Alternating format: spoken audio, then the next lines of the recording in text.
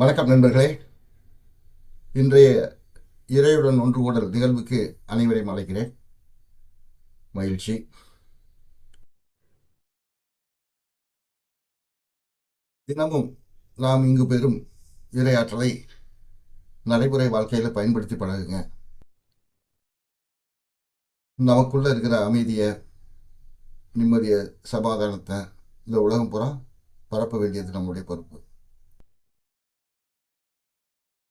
நமக்குள்ள இருக்கிற அந்த இறை குணங்கள் மூலமா நம்ம மேன்மையான நிலையை பெற முடியும். இறை குணங்களை நம்ம திரும்பவும் ஞாபகப்படுத்தணும். ஏன்னா இந்த சமூகத்தில் நம்ம பிறந்ததுலேருந்து ஆணி அடித்தது மாதிரி நிறைய விஷயங்களை நம்ம தலைக்குள்ளே பதிவு பண்ணி வச்சுருக்காங்க. அதுதான் மனமாக உருவாகி நம்மளை பாடப்படுத்துது. அதை முழுமையாக புறக்கணிச்சிருங்க. உங்களுடைய நான் என்ற அந்த தன்மையை பொறுப்பேற்றுக்கிறட்டும் ஒவ்வொரு விஷயத்திலையும். இது வெறும் வார்த்தையாக நான் சொல்கிறேன். இது ரொம்ப எளிமையான விஷயம்தான். நீங்கள் வெறுமனே அந்த மாதிரி நினச்சா போதும். உங்கள் மனம் அடக்கிறது நீங்கள் கவனிப்பீங்க. நான் பொறுப்பேற்றுக்கிறேன் அப்படிங்கிற அந்த வார்த்தைக்கு மந்திரம் சொல்லுது நான்கிறது.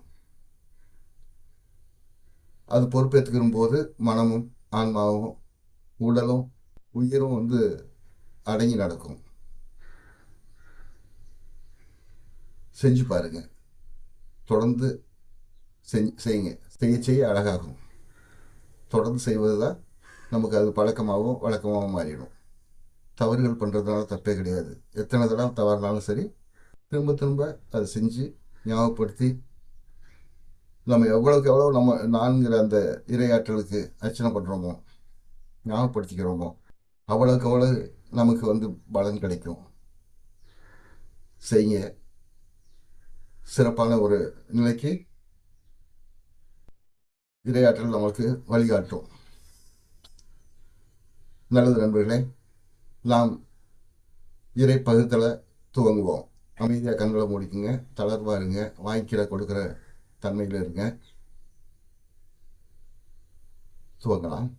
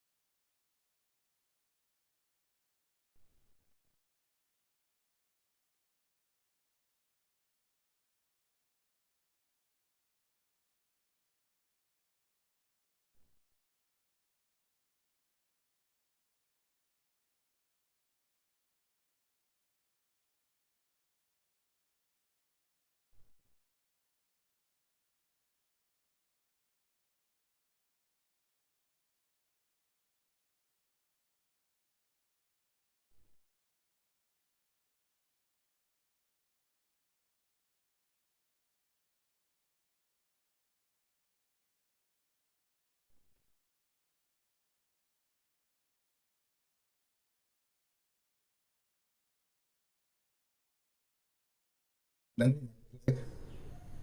மகிழ்ச்சி. இன்றைய இரையாற்றல் பகிர்தலில் கலந்துக்கிட்ட அனைவருக்கும் நன்றி. நம்ம இந்த இறை தன்மையை, இரையாற்றலை பயன்படுத்தும் போது தான் அது மிக சிறப்பாக இருக்கும். நம்முடைய தேவைகளுக்காகவும் பிரபஞ்சத்தோட தேவைகளுக்காகவும் நம்ம இதை பயன்படுத்தி ஆகணும். மகிழ்ச்சியை பயன்படுத்துவோம். எல்லாம் இனிமையாகட்டும். நன்றி.